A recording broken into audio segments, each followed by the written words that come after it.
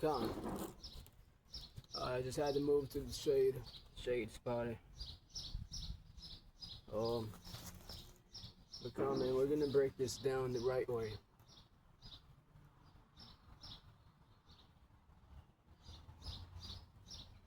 It says views on punishment in Christianity theology. That's false Christianity, by the way. As hell is generally viewed as the final destination for the unredeemed. It is often described in scripture as a place of unquenchable fire, darkness, and torment. Con. Some denominations view it as the place of literal, eternal, and conscious suffering. Basically, that's the gist of it. In Islam too, they say that they have the same view on the hell doctrine. They also think that it's a place where you go.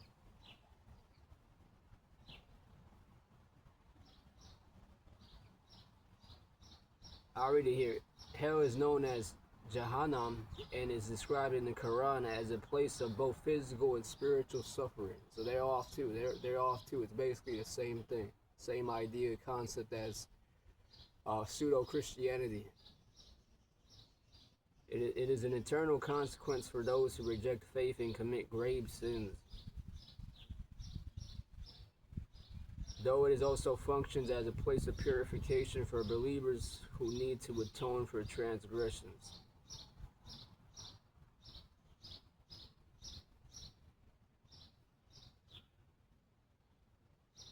Here in Hinduism, Buddhism, Jainism, Jainism.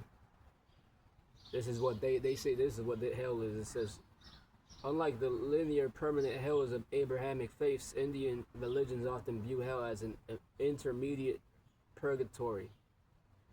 Souls are temporarily reincarnated into one of the several hell realms to endure suffering for past negative karma. They're going off there too.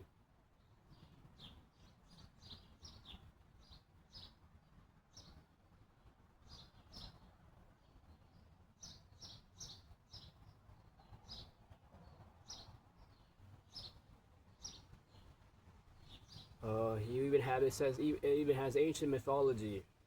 Many ancient cultures featured underworlds that were, this is what the ancient mythology says hell is. Greeks, in Greek culture, that's the Greek culture, Norse culture, other cultures of that sort that went in near around the time of Rome. This is what they think hell was. They say were not necessarily places of punishment, but rather bleak, shadowy holding places for all the dead. Yeah, and they're going off there too.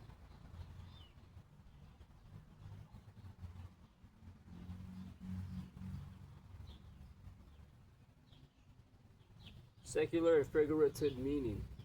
Outside of religion, hell is widely used as a metaphor to describe any state of extreme suffering, misery, distress, or a particular chaotic and difficult situation, which that's not off there. As far as a hell being a place where you go and suffer, as like as in a metaphorical sense of suffering. The earth, this place here is hell. This place is hell. Now I'm gonna get some scriptures. Yeah, because they say in the secular and figurative meaning, hell is widely used as a metaphor to describe any state of extreme suffering, and in that case, in that sense, that is sort of on point. They don't link it to Yahweh Shadow, and they're missing certain more specific details behind it, like how Earth is, like how hell is basically here, the Earth. Specifically, it's here in the earth for a specific nation, for specific nations. Sometimes it's these nations that are catching hell, and they're going through their hell, being under their enemies' captivity. And sometimes it's the other nations, vice versa. And then as far as Hinduism goes, they kind of got it on point by adding the reincarnation aspect of it, but it's ultimately still completely going off when you go more specific into what their version of you being reincarnated is, like you coming back as a bug or some shit like that. No, knowing these Ishmaelites, that's how they wouldn't botch that up, mess that up. So you can't go outside of this, the doctrine, the scriptures, to actually understand and know what hell is, what is heaven, what is hell. Does everybody go to heaven? Does everybody go to hell? And how does the scriptures say that you do come back reincarnated? So the first scripture I'm going to go to here is in Ecclesiastes.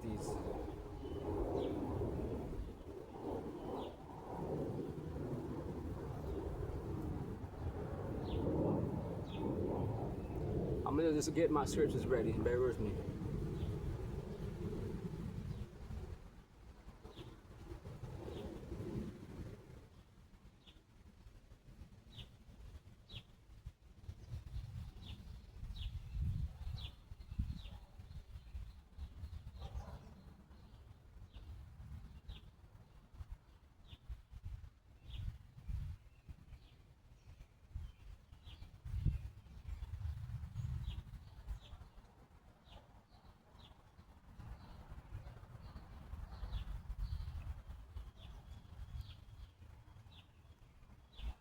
Alright, I got some scriptures now. I'm just going to find the verse. So like it, bear with me once again.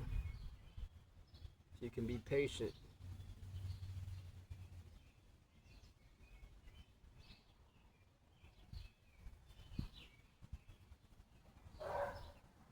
Yeah, this one works. The first one I'm going to go to is here in Ecclesiastes, the 3rd chapter, verse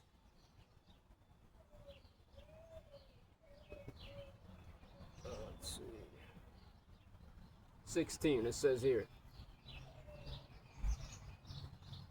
Actually, I'm going to start at 15.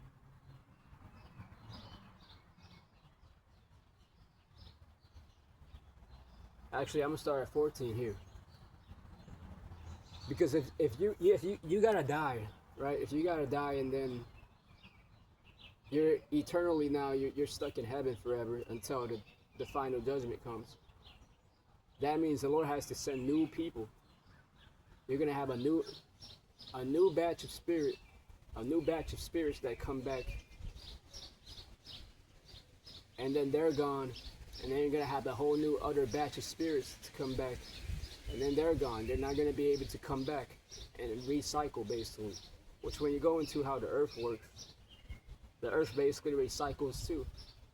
The sun that shines is the same sun that was shining thousands of years ago. It's just recycling. The sun goes around the earth. That means the spirits come back as well. They come back around the earth too. They make their rounds as well. The wind is the same wind that's been blowing this whole time in this ancient world. It's going to be the same spirit, just like the wind, that's going to come back and make rounds as well. Even when you go into times when you're sad, times when you're happy, it's still the same feelings coming back. You're just the same spirit coming back, though.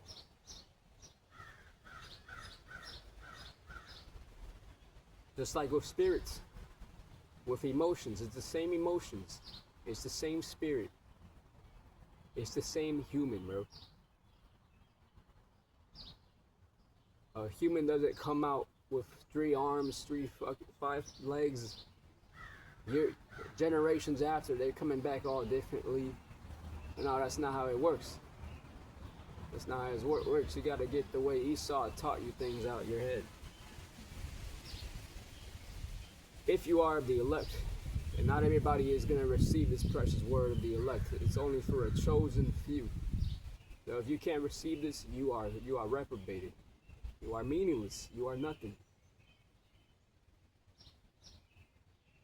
Like the angel told Ezra, man. He told Ezra, this precious word, this precious life is not for many people. He even had to tell Israel, man, don't try to count yourself with these wicked ass people, man. Stop trying to number yourself with these wicked ass reprobate dead bodies out here. They're dead. Yahushua said that himself. Yahushua himself said that these are the mysteries of the kingdom are only given unto thee to understand. So they can't understand this, they're dead, especially if you're a fucking Edomite, man. If you're an Edomite, you're going to come back in your fucking hell, man. The Lord is not dealing with your ass, man. The Lord is going to come to restore his people. Not all you nations. That's another false doctrine with me and the brother. Next time we might go into that. But this going back into hell, reincarnation. What is hell? What is reincarnation? How is reincarnation in the scriptures? For those who may not know, to edify you on this specific topic. This is Ecclesiastes 3 and verse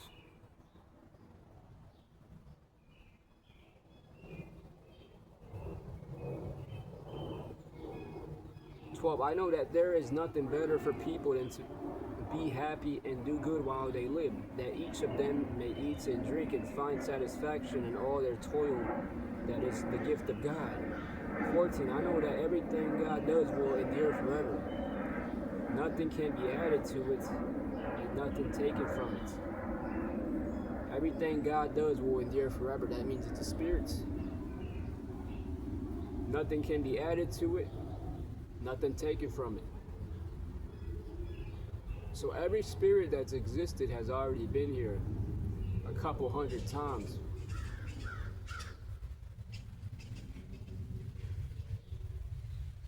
Some maybe a couple, just 20 times, maybe a couple times, maybe 10 times.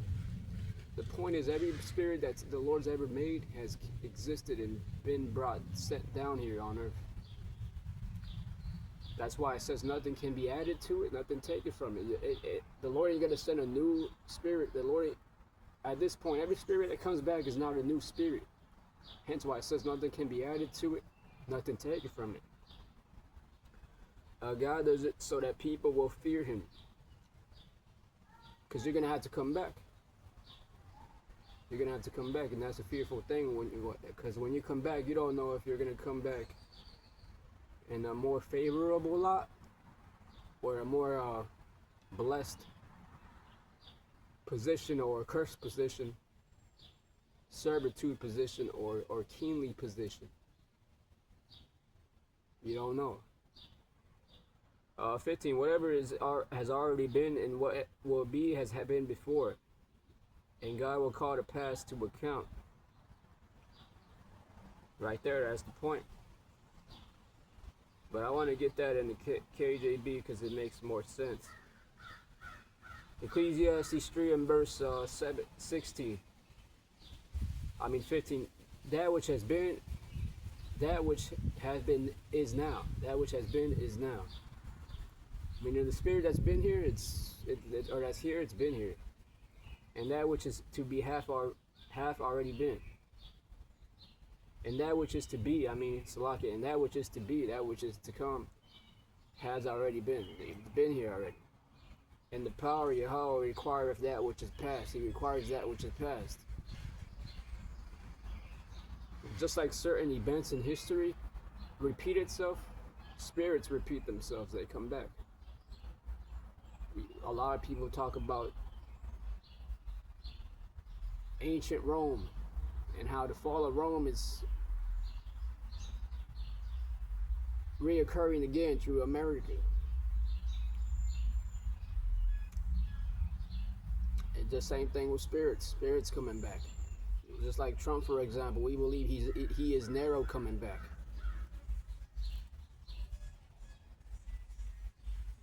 We believe he is Nero coming back.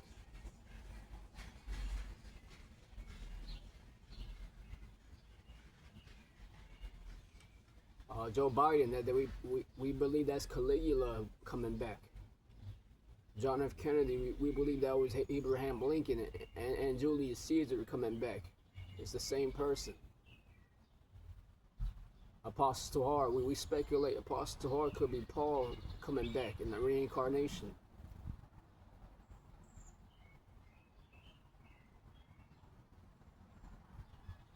you got certain brothers that's back, who we believe certain brothers in the scriptures back in the reincarnation, man. King David, for example, we believe that was Masha in the reincarnation. You have an account of Abba Bibbins eating locusts and honey, and we already been believing that he was Elijah or John the Baptist, or Elijah John the Baptist coming back, man. Even when you go into, not to rant too long, but even when you go into Daniel, and how Daniel ended up interpreting dreams, the Pharaoh's dream, and then you go later on into the history, and you got Joseph. And I got those mixed alike. You know what I'm saying? But then, back you get Joseph, then you get Daniel, and they both interpreted dreams. And then they got golden chains put on their neck, and were called the second in command in the kingdom.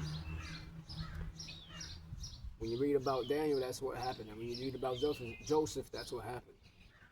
And then they both ended up getting sent into captivity, just like both of those spirits. They were the same people coming back.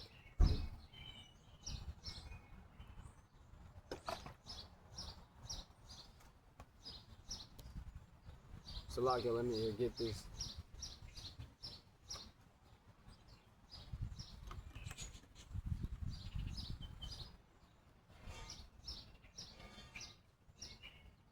Ecclesiastes 3. This is verse.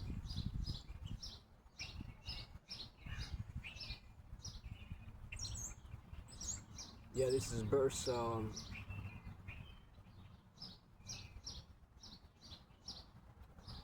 I'll start at 15 again. That which has been is now, and that which is to be hath already been. And the Lord power Yahweh requireth that which is past. And moreover, I saw under the sun the place of judgment, that wickedness was there, and the place of righteousness, that iniquity was there. It says, and moreover, I saw under the sun. This is under the sun right now. Above me is the sun. The earth is the place under the sun. Out of all the planets in that world, the sun mainly revolves around the earth. The sun goes around the earth. That's in the scriptures. The sun goes around the earth. And one day, it only takes the sun one day to go all around the earth. That's pretty crazy.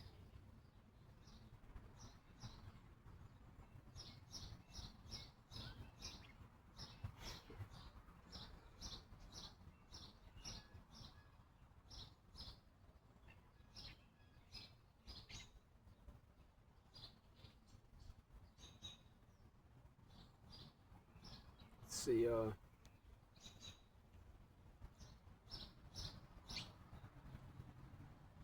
moreover, I saw under the sun the place of judgment, that wickedness was there. The place of judgment. So this is the earth here. It's above. It's under the sun. The sun is above the earth. The place under the sun, Solomon is saying, this is the place of judgment. I said in my heart, God shall judge. It's like 16. And I saw under the sun the place of judgment. So we already make, just to clarify once again, a third time, this is the place of judgment. That wickedness was there. So you're going to have wickedness here. In the place of righteousness. That iniquity was there. So he also saw the place of righteousness under the sun. And he saw that iniquity was there. That means you're going to have righteousness and wickedness here in the earth. Because there's a balance too when you think about it.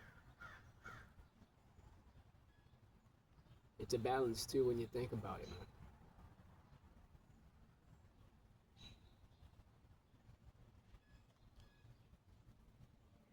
Because every time you had Jake going off in the ancient land of Israel, you had prophets that were on point. So like it, you had prophets that were on point, and they were righteous, and they were seeking Yahweh Ba'ashim, Yahweh Shai, man.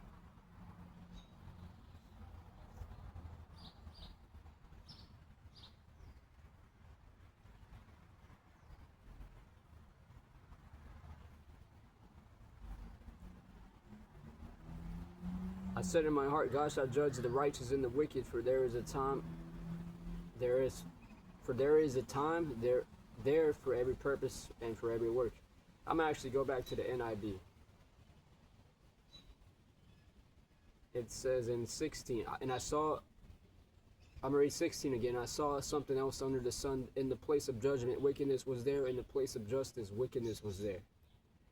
17, I said to myself, God will bring into judgment both the righteous and the wicked. The righteous is the Israelites, the wicked is the Edomites. That God will bring into judgment.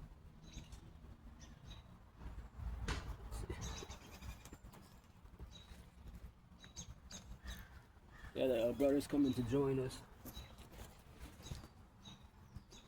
Let's see.